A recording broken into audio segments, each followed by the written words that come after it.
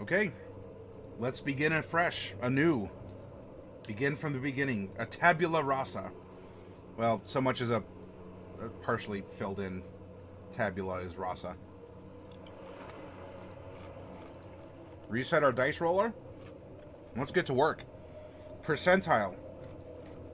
Let's figure out, is this a female or a male character? 66, we have a male character.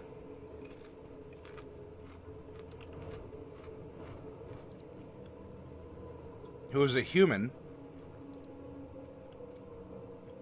A variant human, okay? There we go.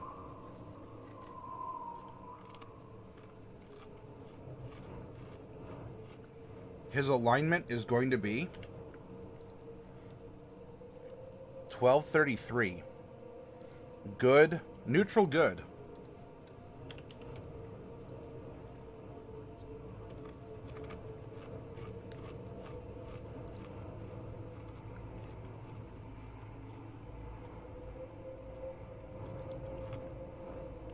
Now let's roll a percentile. Sorry, these mozzarella and marinara chips, oh, good stuff. Highly recommend. It's not as good as the prime rib and horseradish chips. Oh, those are really tasty. So let's roll a percentile and find out what level he is. 27 is going to put us, another level 8 character, okay?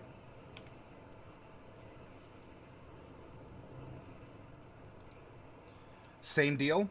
You get 2 stat bumps that could be replaced by feats. I'm going to roll a percentile and we're going to find out if that's the case.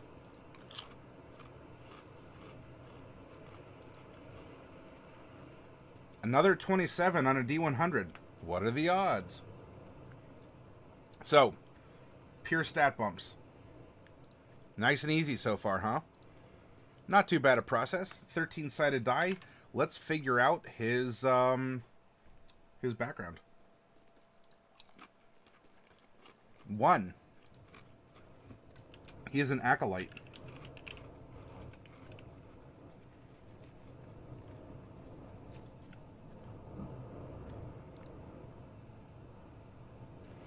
Acolytes don't really have a special origin like folk hero or charlatans.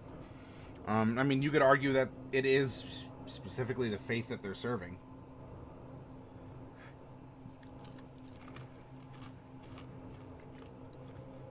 (2d8) personality traits.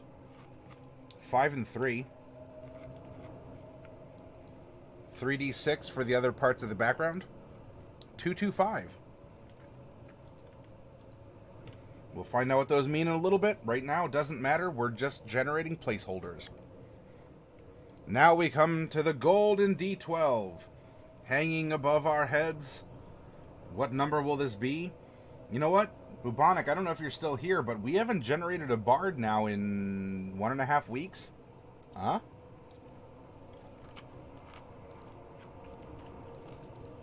Six. A monk. Okay.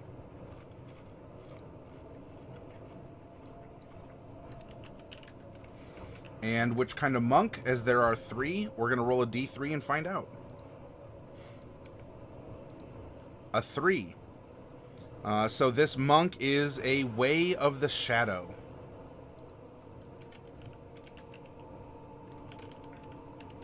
Many people call them shadow dancers or even ninja, but a Way of Shadow monk are those things.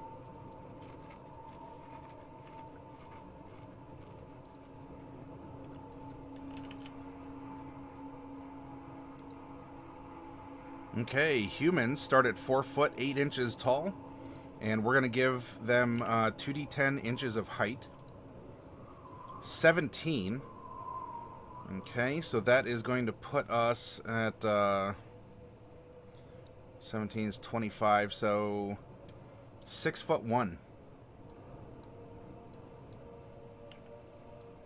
Okay. Now we're going to take this same 17 and multiply it by 2d4. And add that to his base weight of 110. So 17 times 7, 9 carry the 4, 119, so 229 pounds.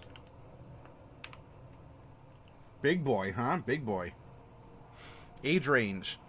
Percentile. 80. He is middle-aged. Middle age for a human. So this is column 4. Cross-reference it with a human. Between 41 and 55. So we're going to generate a 15-sided die and roll his age. 3. He is 43 years old.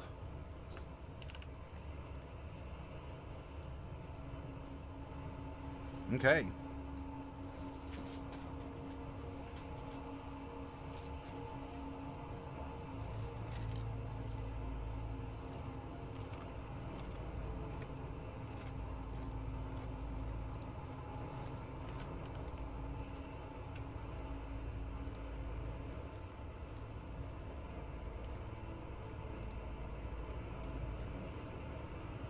That finishes the random number generation we need for this character. Let's reduce the roll guide, and we're in Chapter 4. Acolyte's the first one. Bada bang, bada boom, and here is our Acolyte. We have skill proficiencies in Insight and Religion. And we also get 2 languages of our choice. Being a human, we get Common, and the book allows us to pick up 1 other. Acolyte is going to give us 2 other languages here.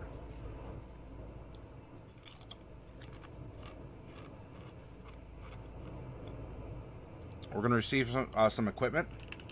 A holy symbol.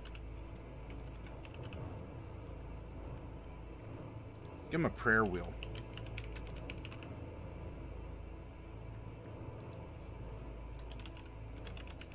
Incense times 5. Vestments. Common clothes. Belt pouch. Containing 15 gold.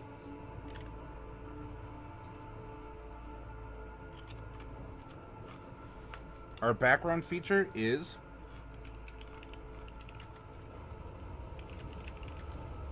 Shelter of the Faithful. This is a really solid one. For if you're in a town and there's a temple, a church, a cathedral, whatever, that serves your patron, your patron deity, and you are performing community service, you're performing prayers and other things there, not only can you receive room and board, your companions, I guess if they're behaving anyway, can also get room and board, and you can get free healing at that temple, provided that you pay for any extra costs incurred for material goods.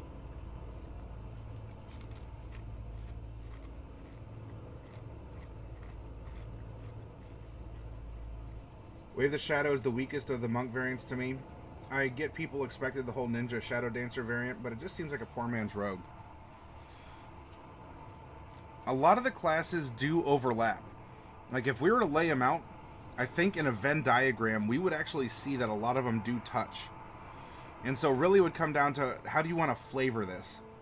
You know, because as a rogue, can you just stun someone with your palm? Can you do these other things? You can say, well, look, if we just go Arcane Trickster or whatnot. So I get what you're saying, Kitsune. And maybe in this case it's a same thing but different. It's a different methodology or approach.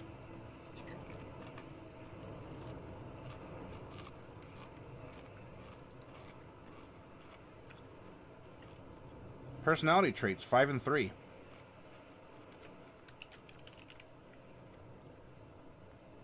I quote, so here, I'll do this. Or possibly misquote.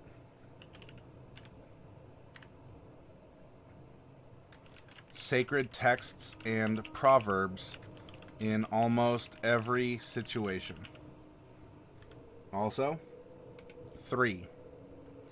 I see omens in every event and action. The gods try to speak to us. We just need to listen.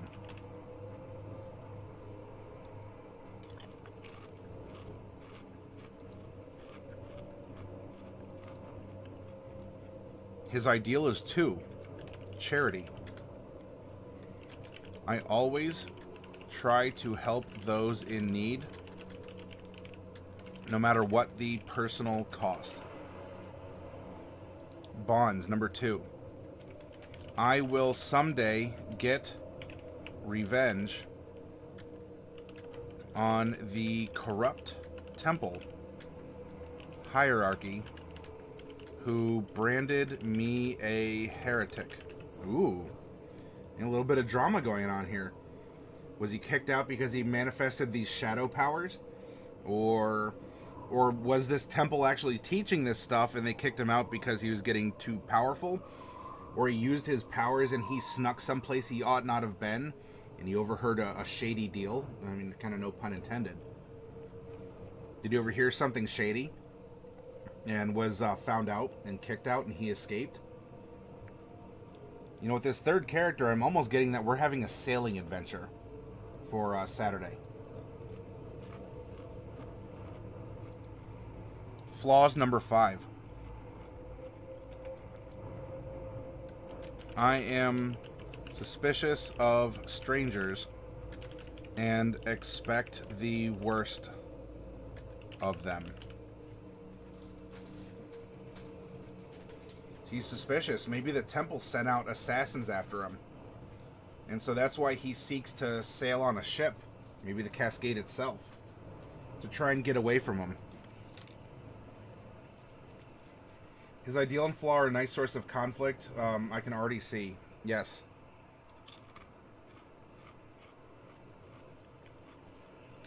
It's a personal challenge. It's... maybe if he's interacting with strangers that he chooses through the medium of charity, he's fine. So it's outward. But he can't really process inward. He doesn't like receiving attention and charity himself, but he'll give it freely to other people that he, to whom he chooses to give.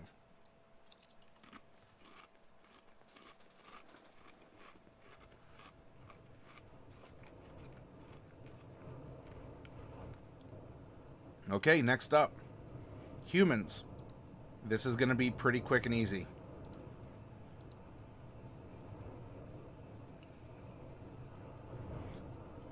Normally, your ability scores each increase by 1, but there is a variant human that's kind of behind my head here. 2 different ability scores of your choice increase by 1. We gain proficiency in a skill of our choice, and we gain a feat of our choice.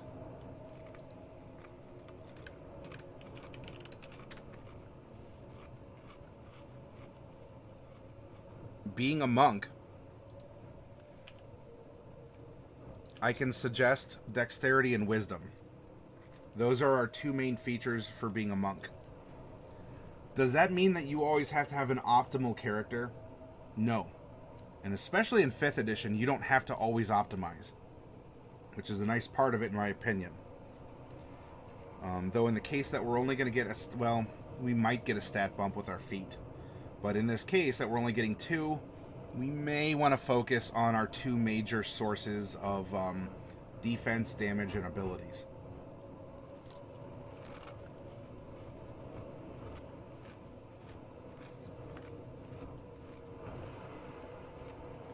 Let's see.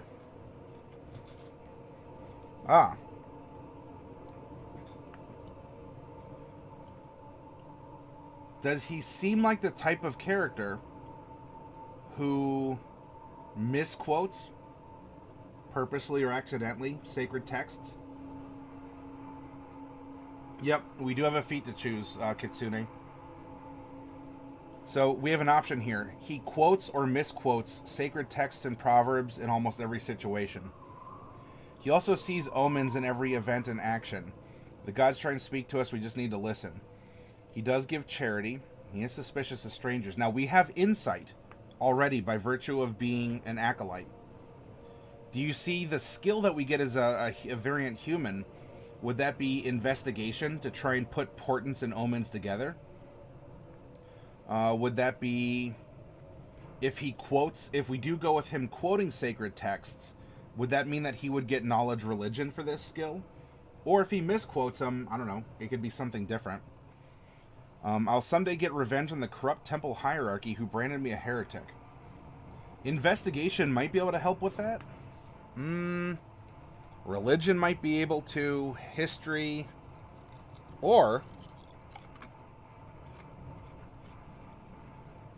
do we want to give him something more physical and practical, like stealth? Could that support his backstory of him sneaking someplace, and he overheard a shady deal of the hierarchy that almost got him in a pinch?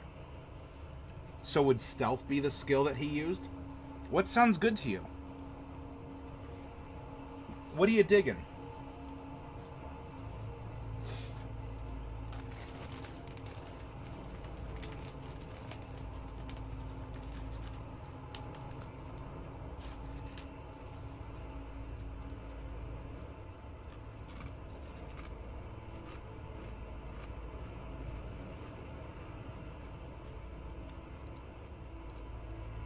Also, as we are getting a feat, that's in Chapter 6 customization options.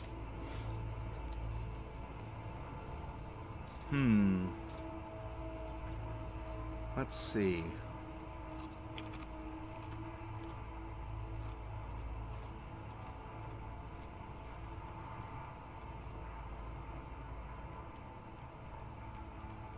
Alert could be interesting. He's always on the lookout for danger.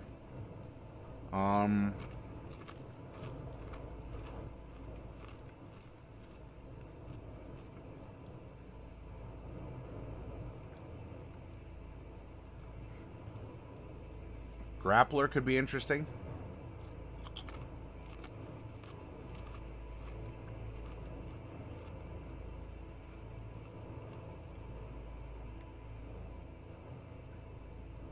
Who? If he took linguist, he could speak 7 languages? Yeah, he could speak... wait, is it... yeah, it's 3 languages plus a personal cipher. He could speak 7.5 languages effectively. Keen Mind could be interesting. To play on, a purity of mind and concentration. You think stealth is a solid investment for this monk, since maybe back it up with the Skulker feat? Push that for the shadow angle. Alright, let's go to Skulker real quick. Skulker, you are an expert at slinking through shadows. You gain the following benefits. You can try to hide when you're lightly obscured from the creature from which you're hiding. When you are hidden from a creature and miss it with a ranged weapon attack, making the attack doesn't reveal your position, monks can use ranged weapons, short bows, darts, etc. And dim light doesn't impose disadvantage on your perception checks relying on sight. And you know what? Kitsune, that puts in extra work because we're a human who normally would be subjected to that because we don't have dark vision. That might not be a bad one, eh?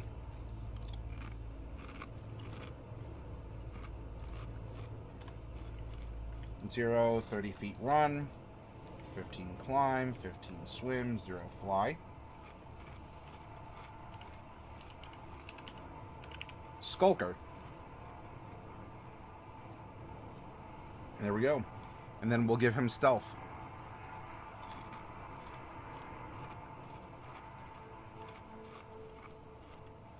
Okay. Let's go to monk.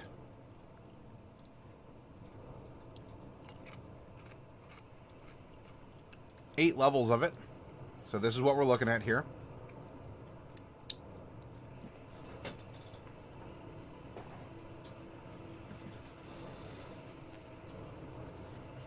Our proficiency bonus is +3. Our martial arts are dealing 1d6 damage.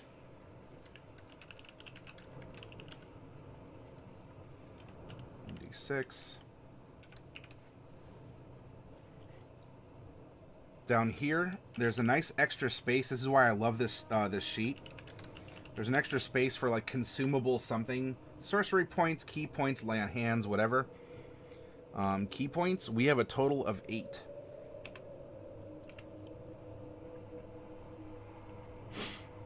Monks are a D8 hit die class, and so we have 8 D8 of them, conveniently enough. No armor proficiencies. Weapons, simple weapons, and short swords.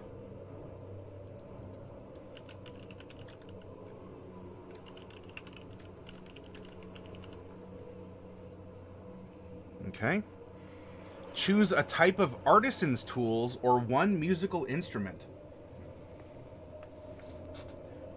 Do you envision this character playing an instrument of some kind? A drum, a woodwind, something? Or do you see him crafting? Is he a crafter?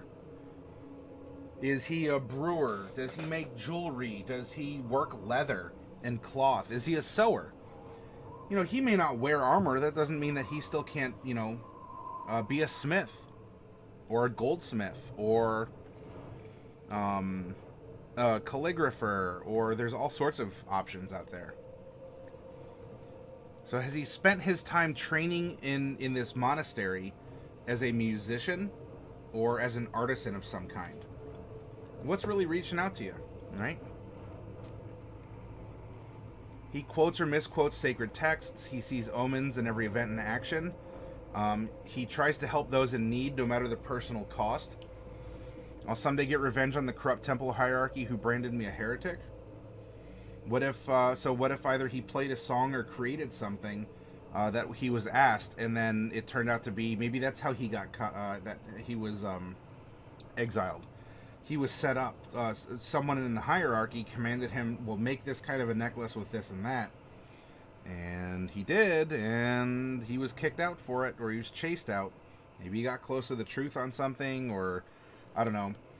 Someone asked him to make this for like a weird, you know, a perverted ritual of the faith, and it was made, but in the meantime, maybe this other person in the hierarchy got found out, and so to get out of that situation, he blamed the monk that we're creating, and saying, no, it's his fault, he corrupted me, etc., and so forth. And so now the order has kicked him out of the monastery, and he wants revenge because he was thrown under the bus for this job that he took on behalf of a patron in the faith. Also, I'm suspicious of strangers and expect the worst of them.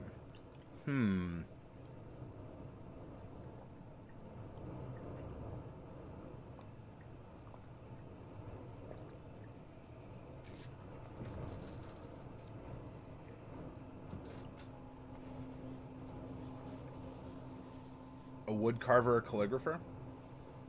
Both would definitely, you know, use his talented hands.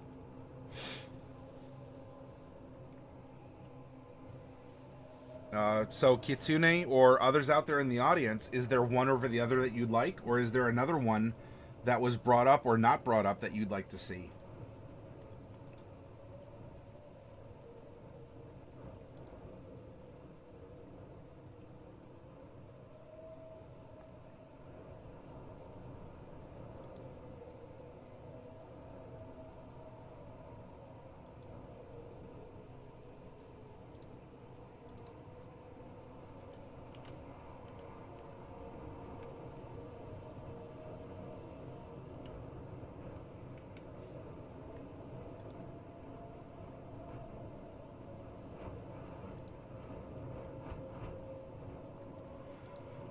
While you are thinking of that, let's continue on.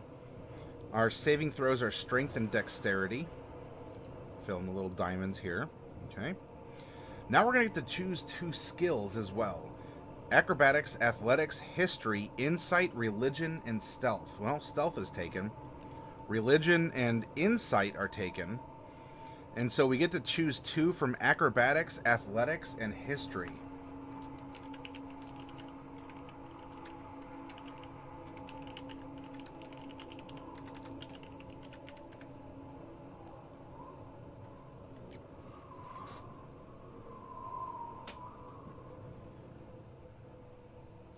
Santa, hey! Welcome! Speaking of random character creation, Santa shared a story where he used our method and was very pleased with the results. I'm glad for that, Santa.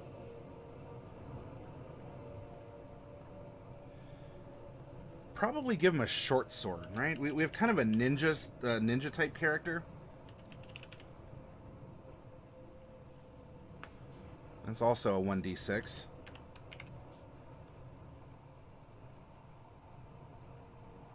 Calligrapher seems a bit too monkey, not that that's necessarily bad, but I like the idea of someone making small idols or icons in their spare time as a simple act of worship. Ooh, okay.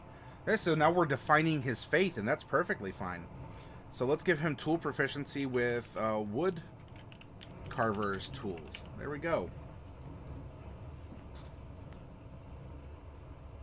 Yes, he even tried a few fights with a friend, killed a few fairy dragons, almost died to a banshee whale. Good times.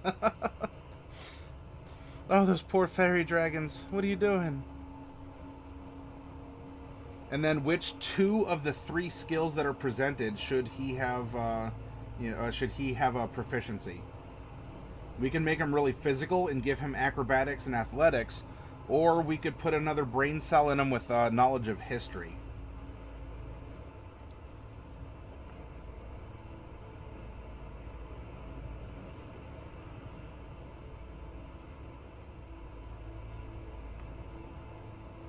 With at least the knowledge of religion, let alone if we do go history, unless he's doing it purposely, he's probably not going to be misquoting sacred texts.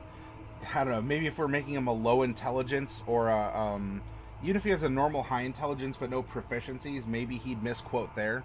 But I think he's a little too focused for that. What's the character? No problem, Santa. Look, ask questions along the way. You're always welcome to do so. We have a level 8 male human way of shadow monk, so a shadow dancer or a ninja. He has an acolyte background, so he's sort of super monkish, right? He spent his time in a monastery even before learning the ways of being a monk.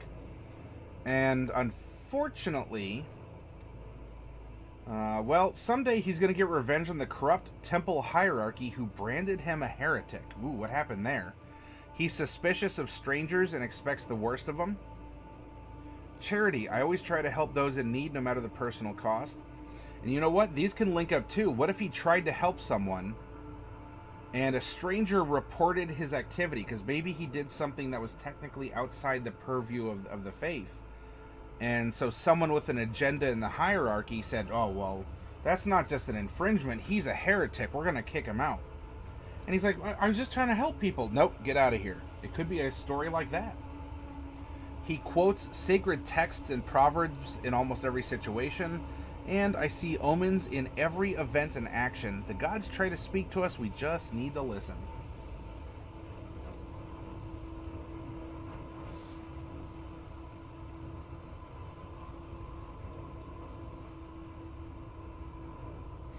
It could, Kitsune. The short sword would simply give us a little bit more flavor and a piercing weapon instead of a bludgeoning one. As well as part of our package, we could go dagger, but we are also going to be getting 10 darts. And darts are also a D4 with a better range than a dagger. Interesting, says Santa. Well, aren't they all? So if we did go short sword, that would give us piercing, and we'll still get the darts too. I get your point though, Kitsune. I mean, eventually we're actually going to go up to D10 for our martial arts. So there's that. We can give him a quarterstaff if we really wanted to, a D6 or a D8 variant.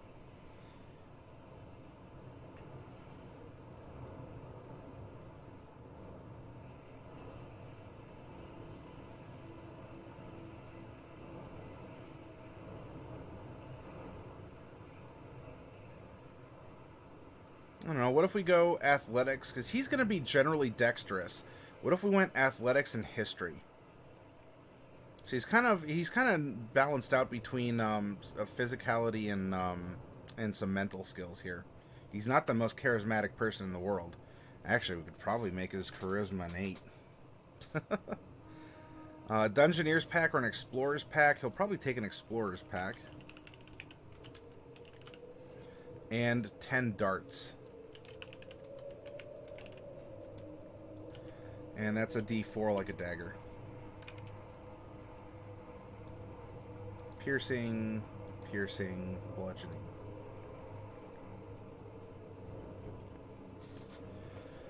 Although if we really wanted to mix it up, we could give him a sickle. That's a simple weapon. It'd be a D4, but he'd have slashing, and therefore he'd have access on hand to all 3 types of normal damage. Bludgeoning, slashing, piercing. Ifins you want.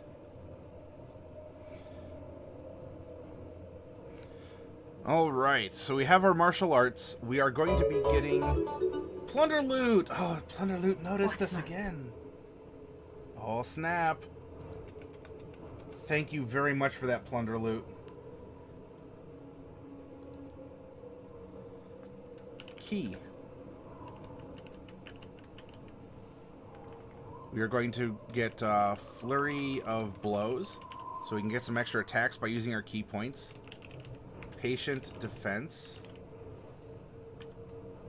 And Step of the Wind. We're going to get Unarmored Movement. Oh, that's right. Unarmored Movement at 8th level, we're getting an extra 15 feet. So our normal move speed is 45. Therefore giving us a 22 climb and a 22 swim. Okay. Unarmored Movement, our monastic tradition, we'll incorporate that when we get there. Ooh, yeah, deflect missiles. Isn't that fun? It means if someone throws a dart, fires an arrow, or a crossbow bolt, you can, like, catch it between your hands. And if you do a really good job of it, not only do you catch it, but you get to whip it right back at them.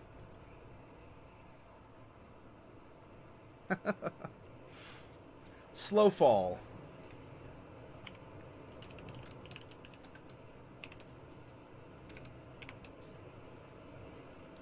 What else? Ooh, yes, we get an extra attack. That is not a part of our Flurry of Blows, so we can get even more in. We have Stunning Strike as an option for Key. Key Empowered Strikes. So this is...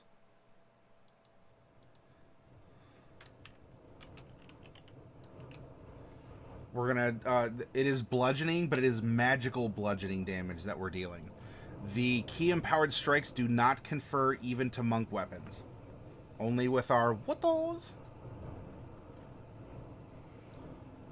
Key Empowered Strikes, we also get Evasion, making us extra dodgy. Stillness of Mind makes it harder for people to get into our noggins. And we're not high enough yet for Purity of Body.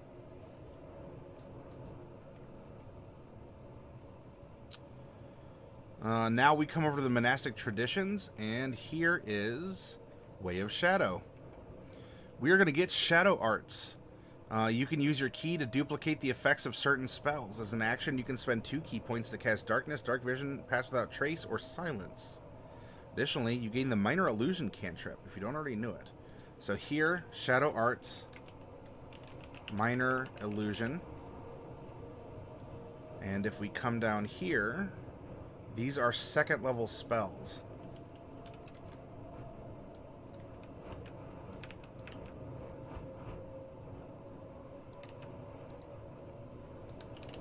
Darkness.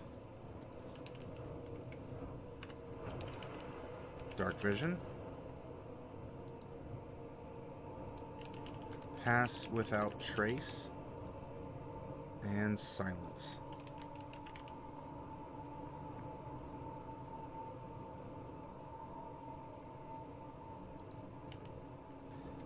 Two key points.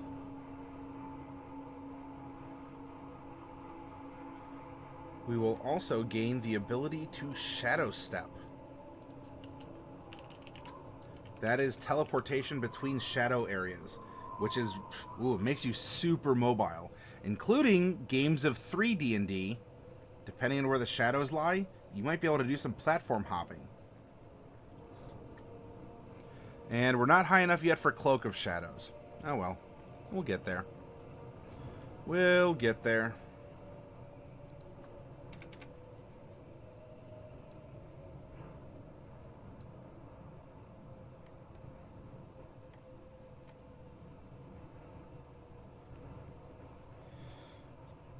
This character's coming along quite nicely. Actually, you know what? We are pretty much at the point now where our, where we drop in the ability scores. We're almost finished. Key points.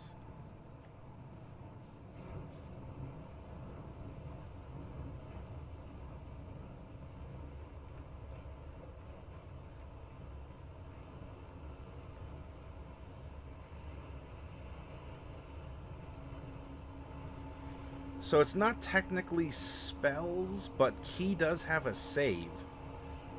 And so if we do that, this is actually based off of our wisdom modifier. And so we have Monk and specifically Way of Shadow. And we can fill in these numbers as soon as we drop in our scores. Dex and Wiz are very important for our unarmored defense. So we could do something like 15 there and 14 there. Maybe go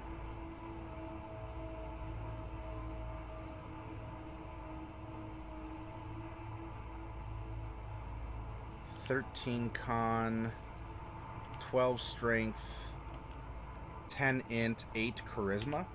Do you guys like that as a stat spread for him? He's not exactly the most social character, and that's fine. Not all characters have to be. But this does represent his athletic demeanor. And with our one remaining stat bump, that means that we could put his con to 14 and his wisdom to 16 to match his dexterity.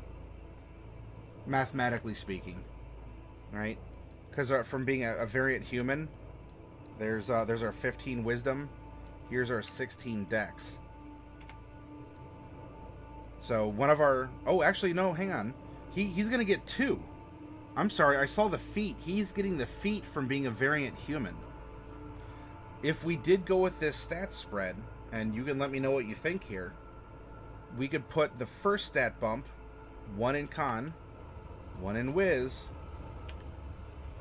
and then we can raise something else up too. Presumably dex and or dex or whiz. But let's say that we did dexterity, because more rides on that for defense and offense than it does on wisdom. So let's, if we put that second one up to an 18 here.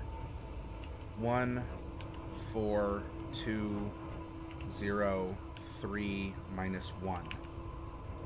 Whoops, that's a 2. I can count, I swear.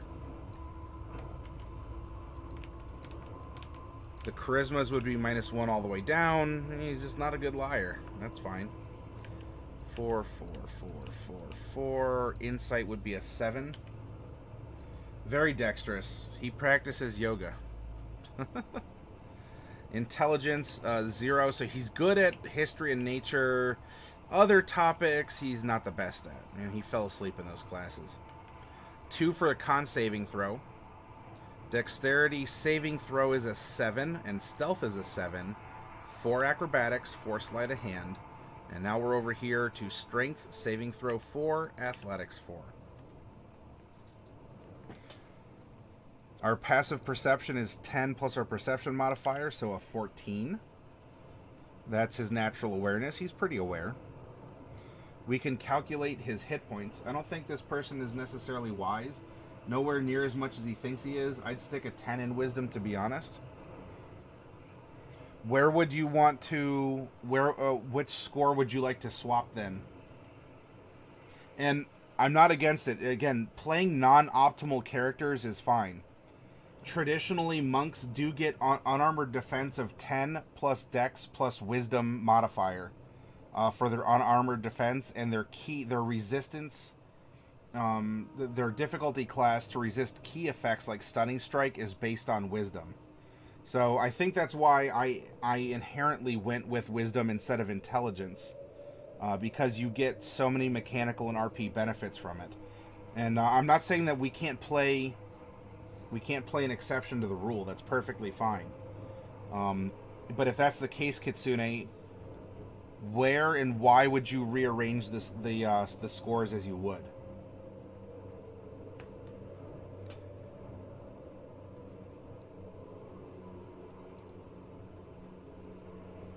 Let's see, +4 because all of these monk weapons and our martial arts operate off of dexterity. Even though, well, a short sword is finesse, it technically would, but I mean, like a quarterstaff is normally just a strength only, but we could use our dex. That would mean we get a +7 to attack also.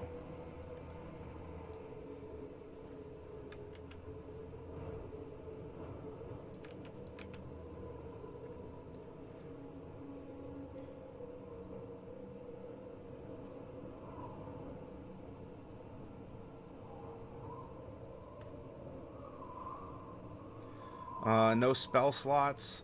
So our attack, we don't really have an attack with our key because that's, I mean, that's our +7, right? That's our martial arts. Our DC to resist is 8 plus proficiency plus wisdom. If we stick with the stat spread, I'm very open-minded to what Kitsune has to offer. If we stick to what we have, that is going to make our saving throw 11, 15. Wait, 14. There we go. Low int, high whiz could mean poor understanding of his practical knowledge.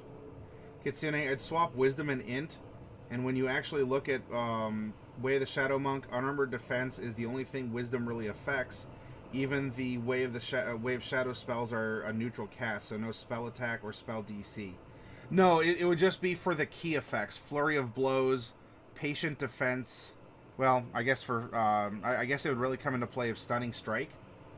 So yeah, I guess we could do something along those lines, Kitsune. You know, taking a broader step back. So he would lose out on some armor, but hey, look, if you're stealthing, if you don't ever plan on getting in combat, I mean, you probably will, but if you're trying to plan not to, then that could be the case. It has to make sure that he's extra crafty. You wouldn't want a monk to run frightened out of combat? Well, hey, you know what? Kitsune's propositioning a very interesting character. So if we swap that, the wisdom would go to 10. Oh no, I agree, Plunder Loot. I'm all for people thinking outside the box, or, you know, putting in a roleplay feeling or something along those lines. So if we swap that up, right? So we're gonna get rid of these, and then the intelligence was 16.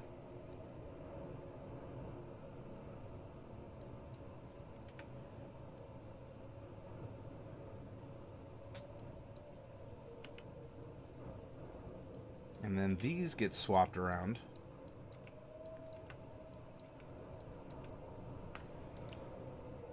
So we have a 3 here and a 0 here.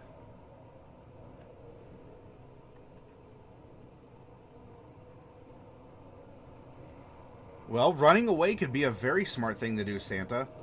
Not all combats are, you know, a battle of attrition where the only way to win is to murder everything else around you. Sometimes running away is the smart thing to do.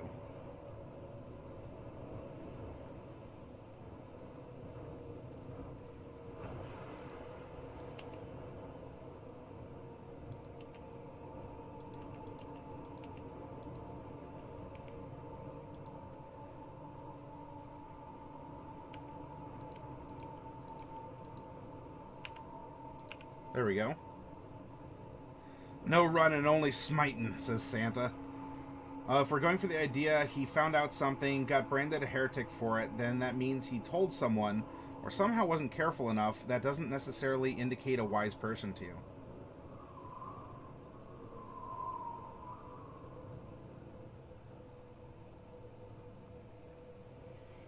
Okay, so this is then going to... Our initiative is going to be a +4. And our armor class, our unarmored defense is 14. There we go. No shields. What are the traits and flaws? Now, if we come down here, Plunder. There it is. I quote sacred texts and proverbs in almost every situation. And I see omens in every event and action. The gods try to speak to us. We just need to listen. Charity. I always try to... not ought. I always try to help those in need, no matter what the personal cost. I will someday get revenge on the corrupt temple hierarchy who branded me a heretic. Also, I'm suspicious of strangers and expect the worst of them. He's a monk who fights sin by committing sin. He only knows how to commit evil once. Once he has done evil once. Now that he's a heretic, he won't have to be one again, says King.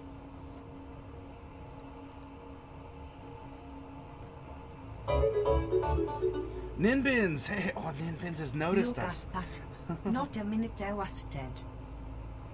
Not a minute wasted, yes, indeed. Wow, thank you. Thank you, Ninbins. That means a lot that you re-upped.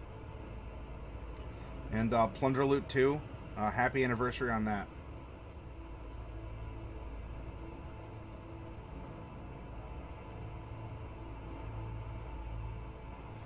Hit points were D8. We get 8 at our first level. The other 7 levels, we get half plus 1. So there's a 5. And our con is a 2. So for all 8, 8x2. So he's kind of a thick boy here. 16, 35. So we have 43 plus 16. We have 59 hit points at level 8. There we go. Yeah, you can get behind the high int low whiz. He was smart but not able to see the knife in his back from his superiors. So smart but dim-witted. Goodbye, sweet +4 AC. You will not be missed. Kitsune, I mean, he was an acolyte in the temple, so he had many years to study, but that sheltered existence maybe made him gullible. That's a very good possibility, Kitsune.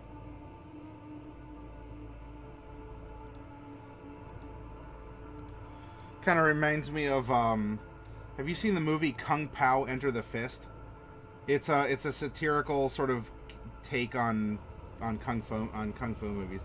Anyway, there's a character who's kind of like a hapless monk, and a person who's given a tour to the main character says, "Oh, that's Wong Lo. We trained him. We trained him. Oh, hang on. I messed up the line. We trained him wrong on purpose, as a joke." So unfortunately, we kind of have a Wong Lo here, who may have been trained purposely, perhaps as a joke, or he just... Look, everyone's different. Everyone joins a monastery, not the same cookie-cutter template body and mind.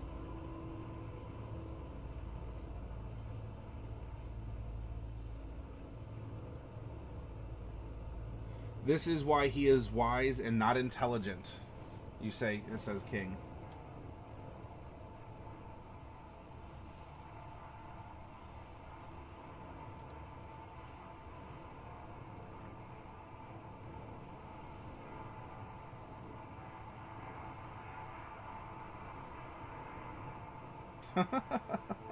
Very interesting.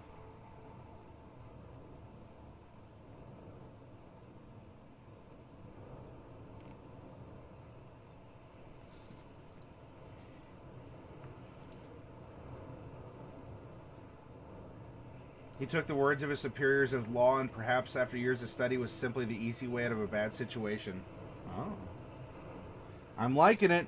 You have your thinking caps on.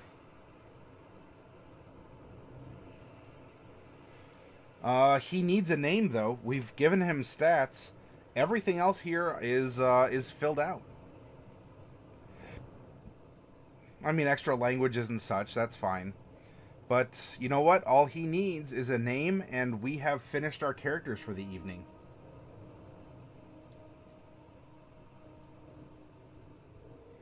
He needs a cool kung fu. A cool kung fu name. Wong Wei.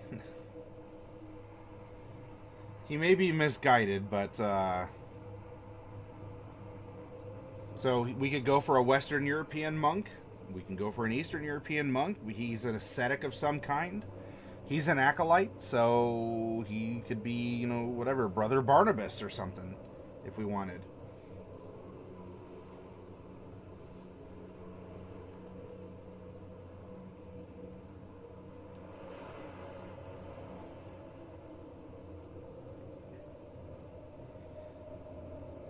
So you think his kung fu name is Seven Serpent Kicks of Southern Sea?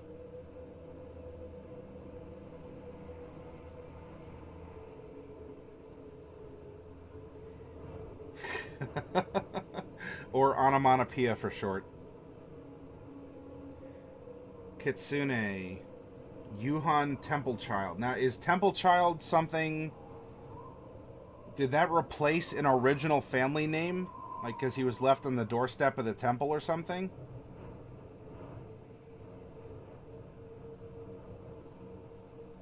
Yuhan. Monk Zungo. Frightened Steps of the Eighth Temple. Is that... If that's a nickname, that's a very long nickname, Santa.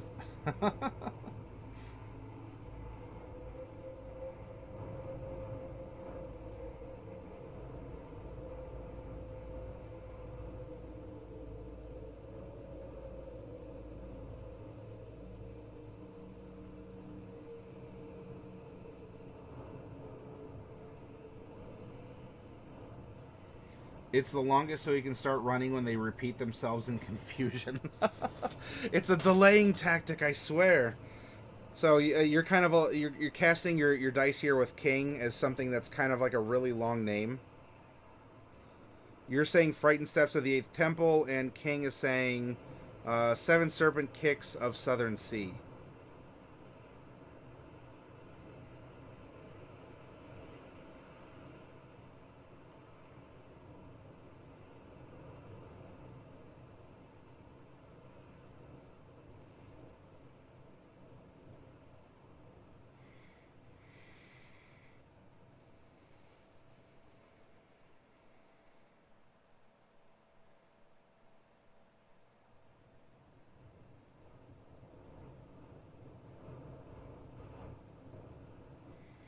Forgotten Sweeper of the 13th Corridor. Or Plunderloot says he could be... Plunder.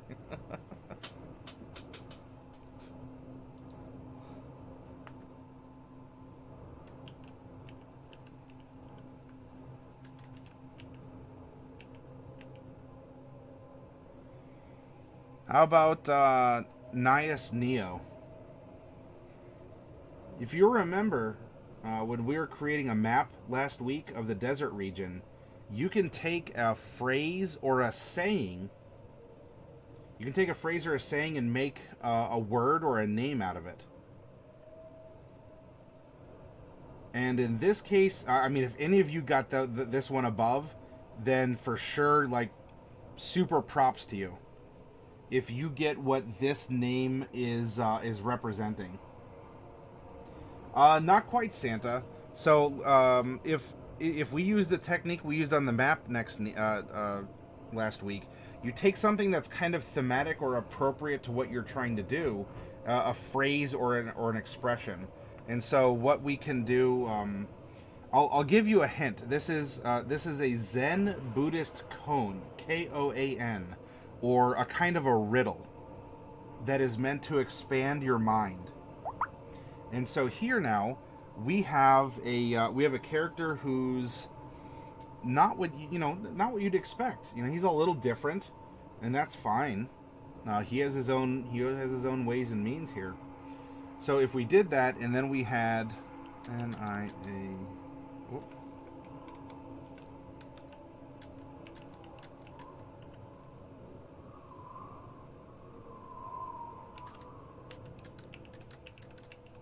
So we have something like this.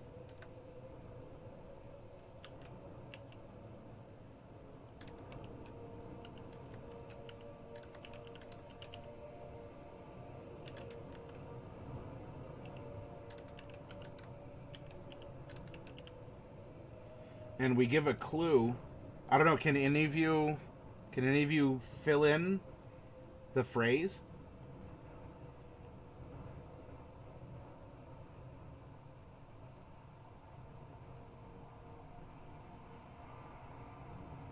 He just adds descriptors to the name every time he introduces himself.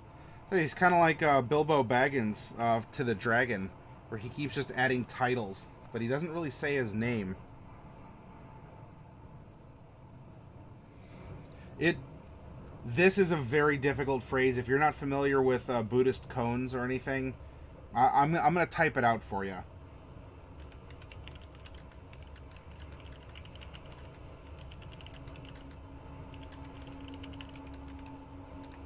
There you go.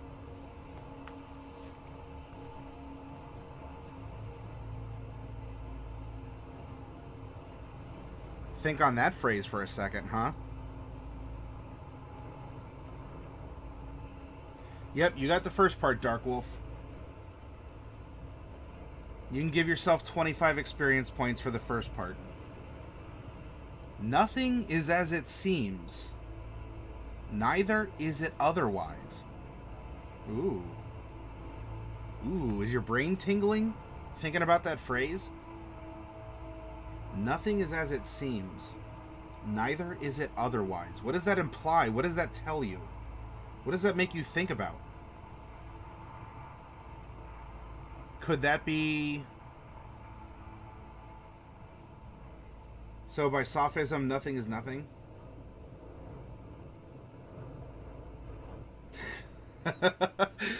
Indignant King Von Ale. Nothing is nothing. Well, it's it's more like everything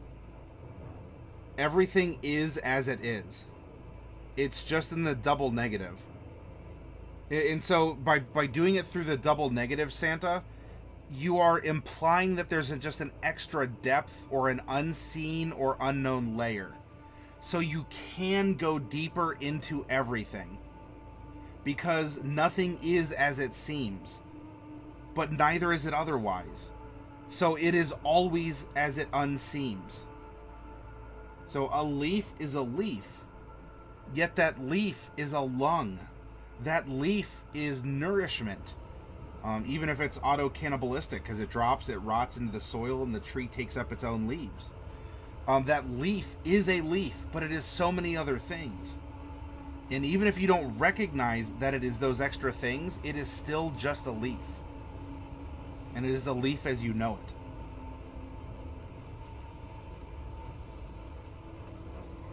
it. Plunder Loot is challenging another one, Peer Iwi, as a name. Do any of you want to take up that challenge on what Peer Iwi is?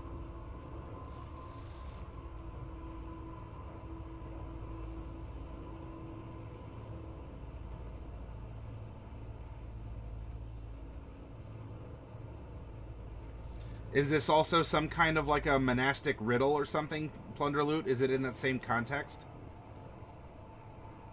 Context is everything. Waggle my finger.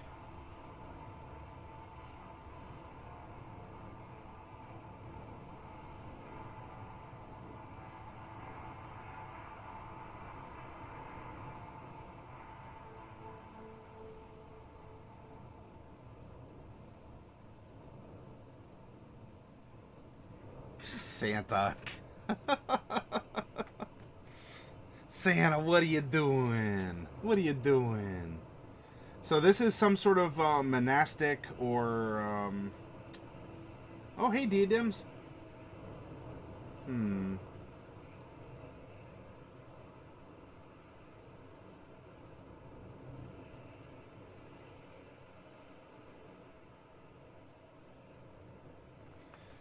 I don't know, Plunder. I might need some hints. And as for Dark Wolf, here's one. Nitep. N-I-T-E-I-P. Nitep. Or Nitiep. Nitiep. 19 and 10. Nice. Diadems, you have defeated the ogre. And Dark Wolf is going to award you 150 experience points. The context for that is it's a phrase that has to do with some monastic tradition.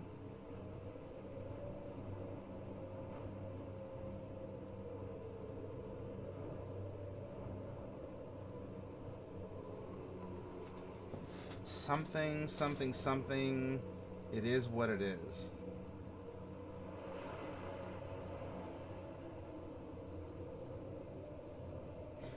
Oh, is that perception is reality? It is what it is? Can't help thinking about silly things to say. It's so compelling.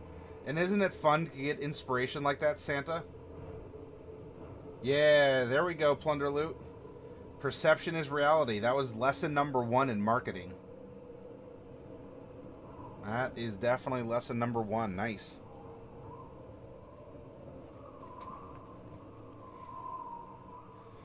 All right. Well, you know what? We have a finished monk character, so we have 3 for the week, and I'm content with that.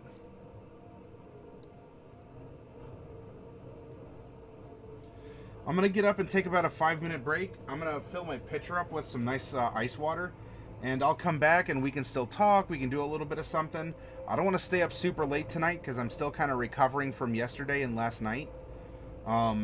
But we can certainly have a part 3. In fact, before I leave, all of you, for getting through this, add points all 40. There you go.